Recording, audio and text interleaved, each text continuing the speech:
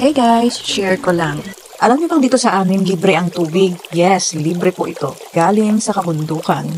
So ayun na nga, dahil uhaw na kami sa paglalakad ay nag-stop muna kami dito sa Opepe para uminom ng tubig. Ayan, as you can see, syempre, direct. This is clean, fresh, and ice-cold water right from the source.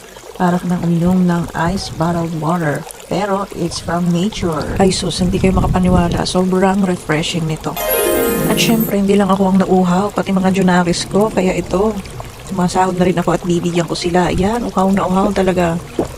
Ayan, ubos na. At yung isang tubatsoy namin, uhaw na rin. Hindi makapaghintay, siya na daw magsasahod ng kanya. Kaya binigay ko na. Yan. At dahil nga wala kaming baong galon, syempre, hiniram na namin sa mga tsahin at atin namin dyan. Thank you to Auntie Tumaha and Manang Koy Koy. Syempre, thank you natin sila. Talk about hospitality.